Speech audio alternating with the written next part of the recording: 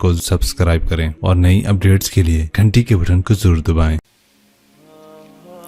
हमारे बुज़ुर्ग थे, साथी फौत हो गए, तो उनका बेटा PIA में कैप्टन था, जहाज़ उड़ाता था। तो उन्होंने कहा बेटा नमाज़ पढ़ लिया कर। कहा अब्बा फुर्सत नहीं मिलती, बहुत काम होते।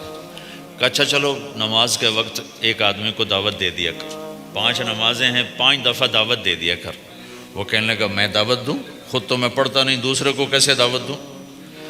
कहा बेटा एक तो मेरी मान ले, नमाज का इनकार किया है तो ये तो मान ले कि चलो किसी को कह दिया कर कि भाई नमाज पढ़ा करो। कहा चलो ये तो आसान है, मैं कह दूंगा। तो उसने अपने अब्बा की बात मान ली, हर नमाज पे 1-2 को कह देता भाई नमाज पढ़ा करो। उसके वालिद फौज में जर्नैल थे, ये कैप्टन था, दोनों की मुलाकात नहीं हुई। 6 महीने बाद बाप बेटा की मुलाकात हुई तो देखा तो कप्तान साहब की दाढ़ी भी और माथे पे मेहराब भी। उन्होंने कहा बेटा ये क्या हुआ। कहा आपने मुझे फंसा दिया। वो जब मैं लोगों को कहता रहा तो मेरे अपने ऊपर असर होना शुरू हो गया कि मैं अपने आप को मलामत करने लगा कि औरों को तू कह रहा है, खुद तो तू पढ़ता नहीं। कहा इसने मुझे खड़ा किया और मैं नमाज पे आया। फिर एक दिन शेव करने लगा, शीशे में खड़ा देख रहा था तो मैंने कहा जब अल्लाह को सजदा कर रहा हूँ तो चेहरे पे नबी की सुन्नत भी होनी चाहिए। तो मैंने सेफ्टी भी फेंक दी, मैं दाढ़ी भी रख ली। तो तबलीग का काम करते रहना, हम फरिश्ते नहीं बन सकते। एक दफ़ा एक आदमी ने मेरे ऊपर बड़ी चढ़ाई की, तुम तबलीग वाले मुनाफिक हो, कहते कुछ हो करते कुछ हो, तुम्हारे कौल और फेल में बहुत फ़र्क, बहुत। जब उनका गुस्सा उतर गया तो मैंने उनसे कहा भाई 100 नंबर तो अल्लाह ने भी नहीं मांगे, आप क्यों मांगते हो। अल्लाह ने कहा है फमन सक़ुलत मवाज़ीनुहु, जिसकी नेकियां बढ़ जाएंगी गुनाह थोड़े होंगे तो पास कर दूंगी। तो 100 नंबर तो अल्लाह ने भी नहीं कहा कि एक गुनाह तेरे खाते में नहीं होना चाहिए। 100/100 नंबर लेगा तो जन्नत दूंगा, नहीं तो रैपट मार के जहन्नम में डालूंगा। तो 100 नंबर तो अल्लाह भी नहीं मांगता, उसे पता है मेरा बंदा कमज़ोर है, कभी गुनाह करेगा कभी नेकी करेगा। तो वो कहता है जिसके पास 51 नेकियां हुई और 50 गुनाह हुए, तोलूंगा तो 51 झुक जाएंगे ना, 50 माफ।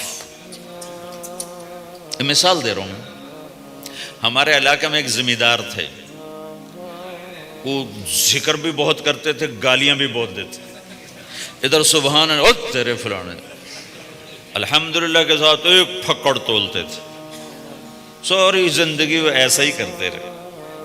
जब वो फौत हो गए तो किसी ने उनको देखा तो उन्होंने पूछा कि मियाँ साहब आपके साथ क्या हुआ, आप तो गालियां बहुत देते थे। खुद ही उन्हें पूछ रहे आप तो गालियां बहुत देते थे, तो आपके साथ क्या हुआ। कि अल्लाह ताला ने मेरे जिक्र और मेरी गालियों को तोला तो मेरा जिक्र बढ़ गया तो मेरी बख्शिश हो गई। अल्लाह ने भी काउंटिंग रखी है, परफेक्शन मांगी ही नहीं। अगर अल्लाह परफेक्शन मांगता तो फिर आप कहते तुम करते कुछ हो कहते कुछ हो। अगर मैं कहता सही हूं तो एक नेकी तो कर रहा हूं और करता नहीं हूं तो एक गुनाह कर रहा हूं। क्या पता मेरा रब मेरे कहने के तुफैल मेरे ना करने को माफ कर दे। बस एक सूरत में है काम खतरनाक कि अगर मैं इस कहने सुनने को अपनी दुनिया बनाने का जरिया बना लूं फिर खतरनाक है। अतअमुरून अन्नास बिलबिर्रि व तंसौना अनफुसकुम व अंतुम ततलूनल किताब, वो ये आयत है। लेकिन अगर मेरे अंदर इखलास है तो फिर मैं इंसान हूं, कभी अच्छा करूंगा कभी बुरा करूंगा, लेकिन मेरे ज़िम्मे सदा लगाना है। तो भाइयों इस तबलीग के काम को करते रहना, इससे ईमान बनता है। ईमान से दीन वजूद में आता है। दीन के 2 हिस्से हैं, एक इबादत है जिसमें नमाज सबसे अहम है, फेरी पे हो घर पे हो नमाज ना छोड़ो। रमज़ान के रोज़े हैं, अल्लाह फिर रिस्क ज़्यादा दे दे, हज करो, ज़कात दो। लेकिन इबादत बड़ी महदूद हैं और उसमें कसरत अल्लाह ने मुतालबा भी नहीं किया, बल्कि अल्लाह ताला ने उसमें एतदाल ही को पसंद फरमाया है।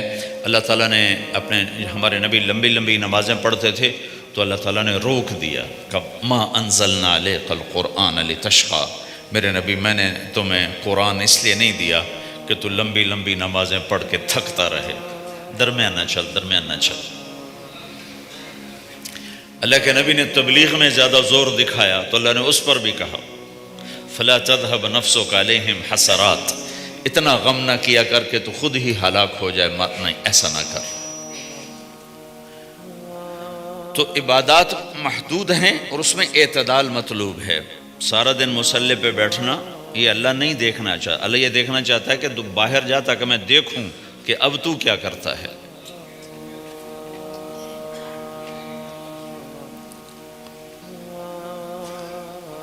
دوسرا حصہ اس کا اخلاقیات ہے، آپس کی معاشرت ہے۔ دین جو اثر انداز ہوتا ہے وہ معاشرت سے اثر انداز ہوتا ہے، عبادت سے نہیں، عبادات سے نہیں۔ عبادت تو مسجد کے اندر ہے یا مصلی پر گھر کے اندر ہے، روزہ اندر کی چیز ہے، حج بیت اللہ میں ہے، زکوٰۃ مسلمان کو دی جاتی ہے۔ تو دنیا میں دین پھیلنے کے لیے اور اپنوں کو دین کے قریب کرنے کے لیے جو سب سے بڑا عمل ہے وہ بھائیو اچھے اخلاق ہے۔ یہ دوسرا حصہ میں آج بیان کرنا چاہتا ہوں۔ اللہ کے نبی نے فرمایا ایو عُرَى الاسلام اوثق، مجھے بتاؤ اسلام کا سب سے مضبوط عمل کیا ہے؟ تو صحابہ نے کہا الجہاد، یا رسول اللہ جہاد۔ اسلام کا سب سے مضبوط عمل کیا ہے؟ صحابہ نے کہا جہاد۔ تو آپ نے کہا وحسن وما هو به، ہاں جہاد بہت اچھا عمل ہے لیکن سب سے بڑا عمل نہیں ہے، سب سے مضبوط عمل نہیں ہے۔ انہوں نے کہا جی الصلاۃ، نماز۔ تو آپ نے کہا ہاں وحسنۃ وما هي بها، نماز بھی بہت اچھی چیز ہے لیکن وہ نہیں جو میں پوچھ رہا ہوں، سب سے اعلیٰ، سب سے اوپر، سب سے مضبوط نہیں۔ پھر انہوں نے کہا جی الحج، حج۔ تو آپ نے کہا حج بھی بہت اچھا عمل ہے لیکن وہ نہیں جو میں نے پوچھا ہے۔ پھر صحابہ نے کہا جی روزہ، آپ کا روزہ بھی بہت اچھا ہے لیکن وہ نہیں جو میں نے پوچھا ہے۔ تو پھر صحابہ نے کہا یا رسول اللہ پھر آپ ہی بتائیں، ہمیں تو نہیں پتہ۔ تو ہمارے نبی عبادات سے اوپر لا رہے ہیں، اپنے ساتھیوں کو عبادات پہ قائم کر دیا۔ ہر آدمی نمازی بن چکا ہے، ہر آدمی روزے دار بن چکا ہے، ہر آدمی مالدار زکوٰۃ دینے والا بن چکا ہے، اور ہر آدمی حج کا جذبہ پیدا کر چکا ہے۔ اب آپ ان کو اخلاق پہ لانا چاہتے ہیں، چونکہ اسلام کی تکمیل اخلاق سے ہے۔ اسلام کو تشبیہ دی گئی ہے گھر کے ساتھ، بنی الاسلام علی خمس، تو بنیا کا لفظ عمارت پر بولا جاتا ہے۔ تو اسلام کی بنیاد میں ہے کلمہ، نماز، روزہ، حج، زکوٰۃ۔ اگر اس مسجد کی بنیادیں بھر دی جائیں تو اس کو مسجد تو نہیں کہیں گے نا۔ ہاں جی بنیادیں ڈال دی ہیں، چھت ڈالنی ہے، جب چھت پڑے گی تو پھر یہ مسجد کہلائے گی۔ تو اسلام کی بنیاد قائم ہو چکی تھی، اب آپ چھت ڈالنا چاہتے تھے۔ چھت کیا ہے؟ وہ اچھے اخلاق ہیں، تو اب آپ ان کو اوپر لا رہے ہیں، اوپر لا رہے ہیں۔ تو آپ نے جب پوچھا تو انہوں نے وہی کہا جو انہوں نے ابھی سیکھا تھا، نماز، روزہ، جہاد، حج، لیکن آپ نے سب کی نفی کر دی، نہیں یہ بھی نہیں، یہ بھی نہیں، یہ بھی نہیں، یہ بھی نہیں۔ اچھا یا رسول اللہ آپ بتائیں۔ تو آپ نے فرمایا ان اوثق عُرَى الاسلام الحب للہ والبغض للہ، اسلام کا سب سے مضبوط عمل وہ آپس میں اللہ کے لیے محبت کرنا ہے۔ اسلام کا سب سے مضبوط عمل وہ آپس میں اللہ کے لیے محبت کرنا ہے۔ اسلام کا سب سے مضبوط عمل وہ محبت ہے، اللہ کے لیے بغض ہے، اللہ کے لیے محبت ہے، یہ اسلام کا سب سے مضبوط عمل ہے۔ تو بھائیو یہ چھوٹا سا معاشرہ اسلامی بن جائے، اس کے لیے بنیاد میں نے پہلے بتا دی، اب چھت بتا رہا ہوں، وہ ہیں اچھے اخلاق۔ اللہ تعالیٰ نے جب ہمارے نبی نے نماز لمبی پڑھی تو اللہ نے کہا درمیانی پڑھو، میں نے ابھی بتایا۔ تبلیغ میں دکھ زیادہ جھیلا تو اللہ نے کہا درمیانہ چلو۔ لیکن جب اللہ کے نبی نے اخلاق بلند کیے، اخلاق، تو اس پر بھی اللہ تعالیٰ فرماتا میرے نبی ذرا اتنا نرم نہ ہو، تھوڑا سا سختی دکھا، آنکھیں دکھا، تھوڑا شوشاں کر ہے۔ تو میرے رب نے کیا کہا؟ واہ، میرے رب نے آپ کے اخلاق کی جیسی تعریف کی ہے، آپ کے کسی عمل کی ایسی تعریف نہیں کی۔ نماز کو کہا معتدل، اعتدال، دعوت کو کہا اعتدال، اور اخلاق کو کیا کہا؟ انک لعلی خلق عظیم۔ اور اس کو طاقت پہنچائی قسم اٹھا کے، نون، پھر قسم اٹھائی قلم کی جو علم کا ذریعہ ہے، والقلم وما یسطرون، مجھے قسم ہے قلم اور اس کی تحریر کی، ما انت بنعمت ربک بمجنون وان لک لاجرا غیر ممنون۔ ان دو آیتوں کو چھوڑ کر اگلی جو آیت آ رہی، وانک لعلی خلق عظیم، اے میرے محبوب میں قسم اٹھاتا ہوں قلم اور اس کی تحریر کی، تیرے اخلاق بڑے عالی شان ہیں۔ یہ نہیں کہا تیرے اخلاق بڑے عالی ہیں، انک لعلی، علا کا یہاں بہت عظیم الشان کردار ہے۔ علا یہ بتا رہا ہے کہ اے میرے نبی جتنے اخلاق تصور کیے جا سکتے ہیں وہ سب تیرے تابع ہو چکے ہیں، اور تو ان پہ سوار ہو چکا ہے، تو ان پہ چھا چکا ہے۔ علا چھا جانے کے لیے ہوتا ہے کہ تمام اخلاق تیرے غلام ہو چکے ہیں۔ ایک دفعہ آپ نے فرمایا اچھے اخلاق 360 قسم ہیں، 360 قسم، 360 صفات کا مجموعہ اچھے اخلاق۔ کوئی ایک صفت کسی کو مل گئی تو جنت میں چلا جائے گا۔ تو ابو بکر رضی اللہ عنہ سامنے بیٹھے تھے، کہنے لگے یا رسول اللہ افی منہا شیء، ان 360 میں کوئی میرے اندر بھی کچھ ہے؟ تو آپ نے کہا تیرے اندر سارے کا سارا، کوئی کمی کوئی نہیں، پورے۔ یہ آپ نے اور کسی کو نہیں کہا، صرف آپ نے یہ ابو بکر سے فرمایا کہ ابو بکر تیرے اندر پورے اخلاق 360۔ تو بھائیو، آپس کی محبت اور اچھے اخلاق یہ اسلام کا سب سے چوٹی کا سبق ہے، سب سے اعلیٰ درجے کا سبق ہے۔ اب ایک حدیث میں جو حدیث جبریل کہلاتی ہے، وہ انسانی شکل میں آ کر پوچھتے ہیں یا رسول اللہ اسلام کیا ہے؟ تو آپ کہتے ہیں کلمہ، نماز، روزہ، حج، زکوٰۃ، یہ اسلام ہے۔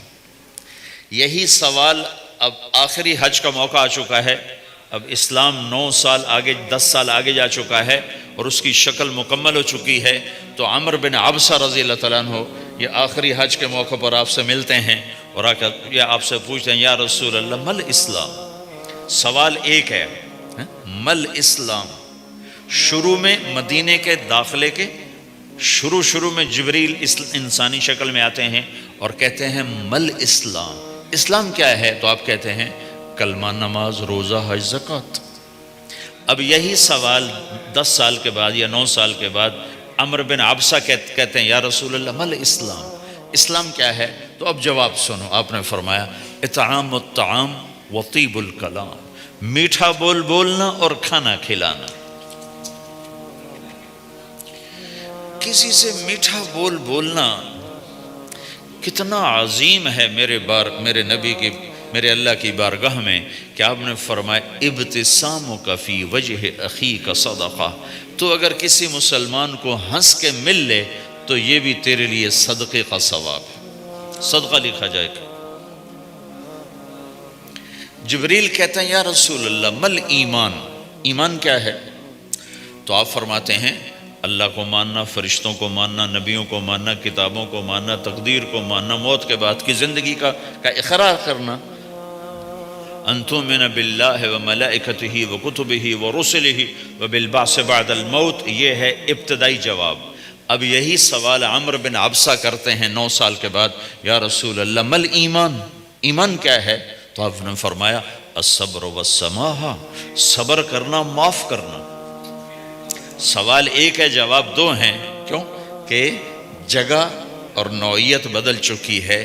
ابتدائے اسلام ہے تو عبادات بتائی جا رہی ہیں، انتہائی اسلام ہے تو اخلاق بتائے جا رہے ہیں کہ اے عمر، ایمان کیا ہے؟ صبر کرنا، معاف کرنا، صبر کرنا، معاف کرنا۔ تو بھائیو جو ہمارا معاشرہ بنے گا اسلامی گھر میں باہر، وہ بنے گا اچھے اخلاق سے.